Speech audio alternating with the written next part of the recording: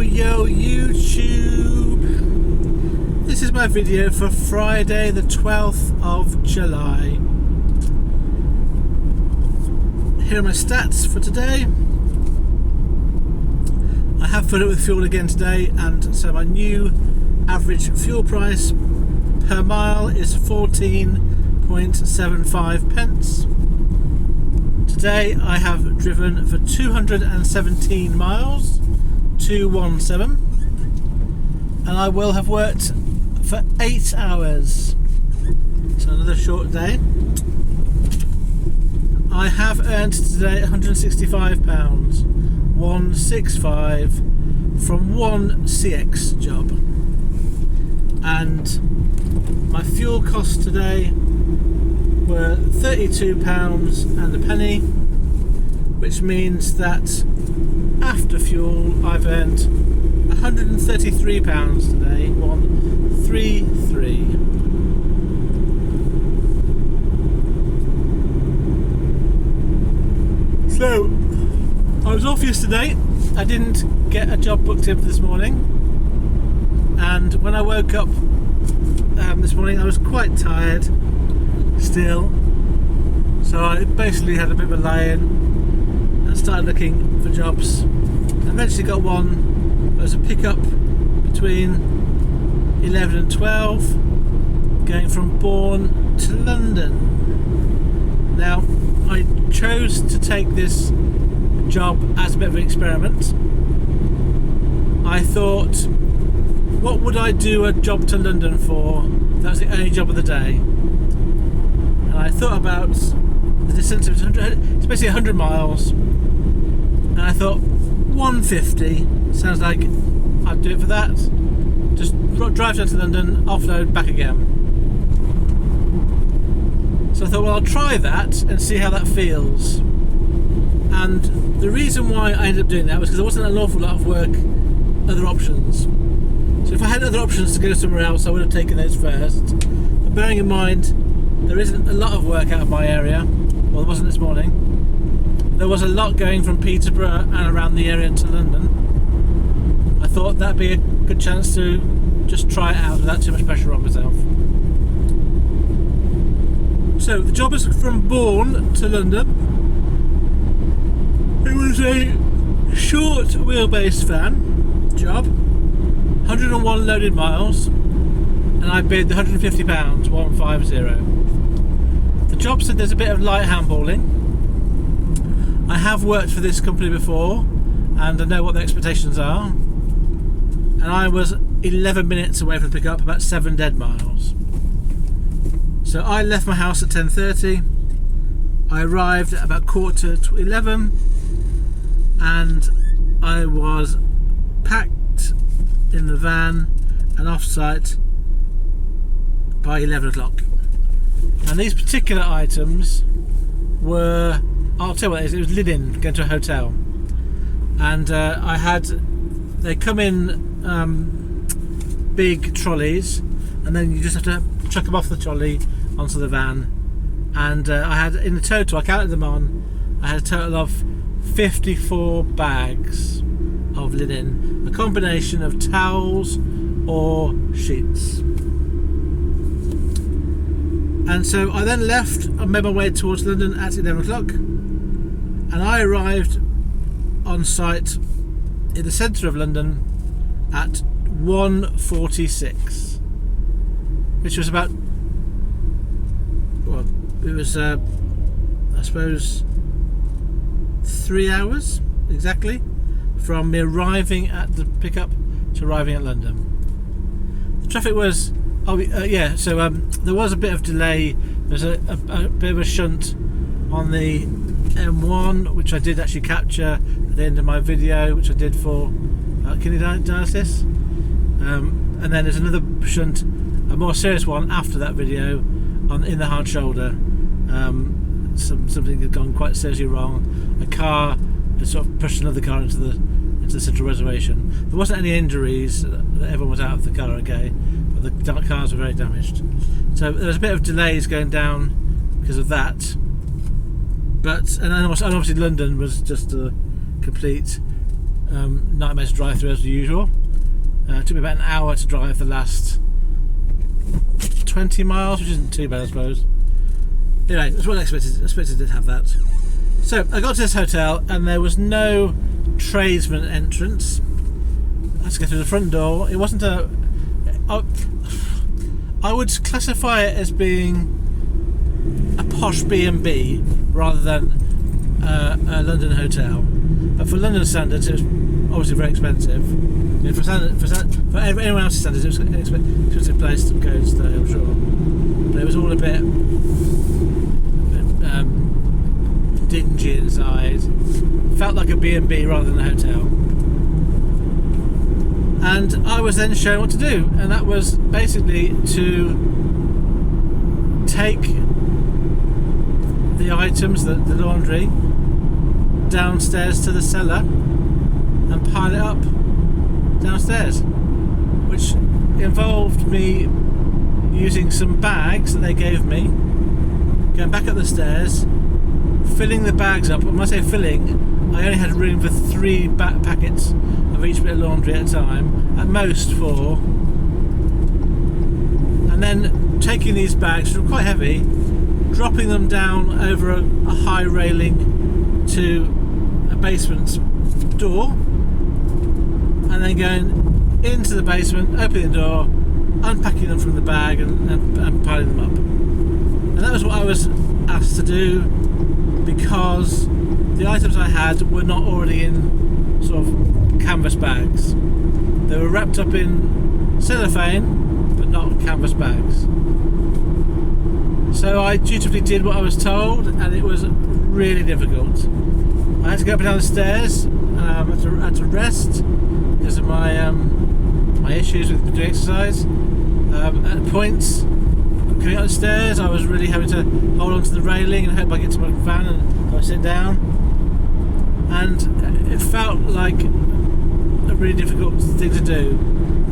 I did ring the shipper after about 15 minutes when I'd been told what to do, and explained this could take a while and I would like to have some handballing charges at the end of this. And they said, how long will it take? I said, I don't know. It could take half an hour, it could take an hour. I'll let you know when it's finished. And then I just got on with it.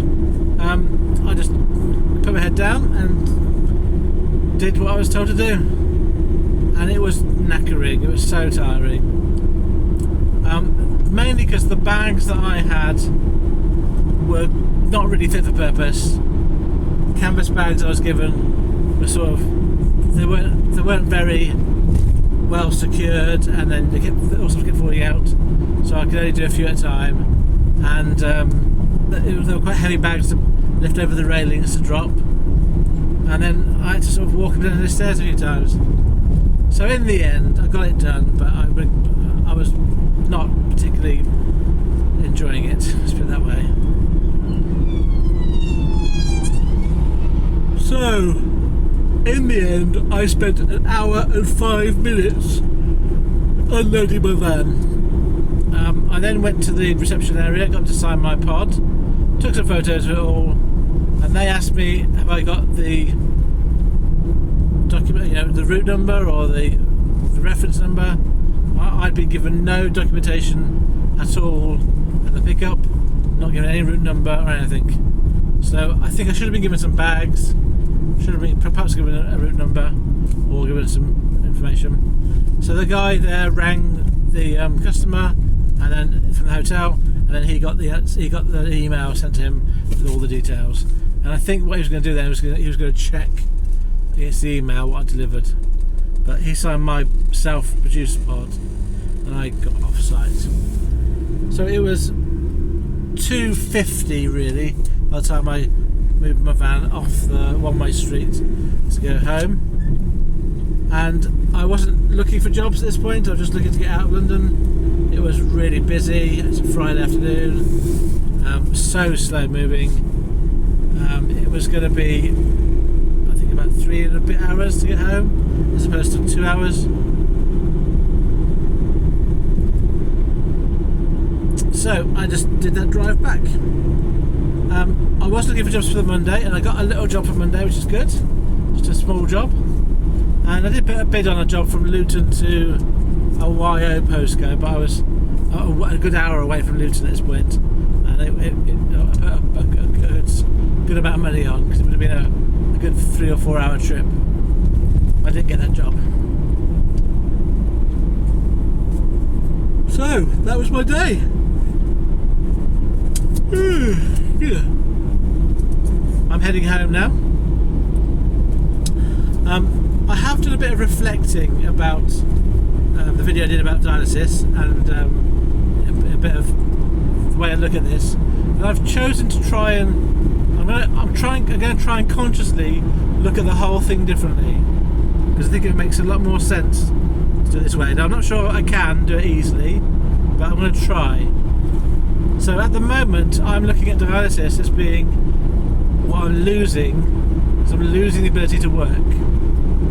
What I'm choosing to do now, I'm going to try and look at it as being I'm gaining more years of life, which seems to be a lot more important.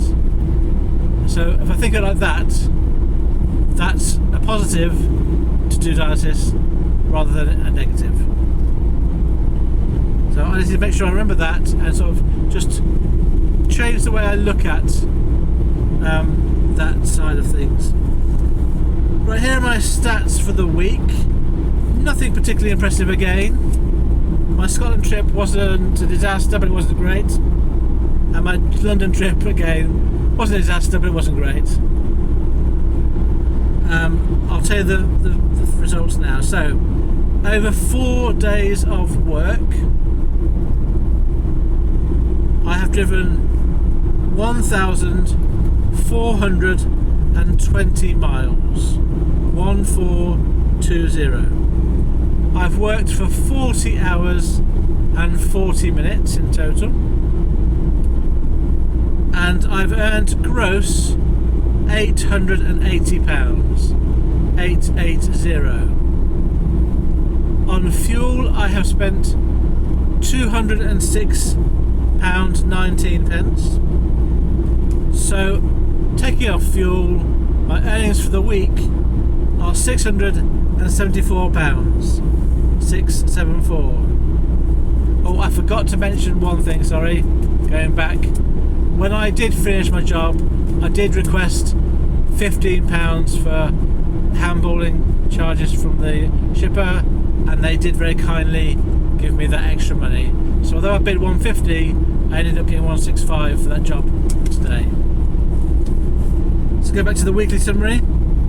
I have earned an average per day after fuel of £169, which is not great, but it's not a disaster. I'm okay with that.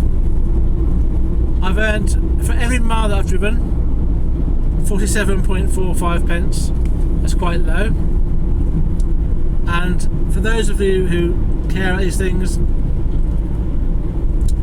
if I take off my estimated business costs for those 4 days, divide by the number of hours I've worked, then after fuel I've earned £8.74 per hour this week. A couple of little things. I have got my van service coming up in the middle of August, and I've moved that from Wednesday the 14th to Tuesday the 13th, because I don't want to be doing anything on the days where I can work. I have booked in my van to be valeted. It's like a little treat at the end of July. That's only in as a Tuesday, so it's going to stay as it is. And I now need to sort of just get on with it. I've got my job booked in for Monday, a little job, and I'll say about that on Monday, and we'll see how next week goes. So, thank you very much for listening to my video. I hope that you are being successful, however you choose to define that word for yourselves. And I'll see you next week. Farewell, friends.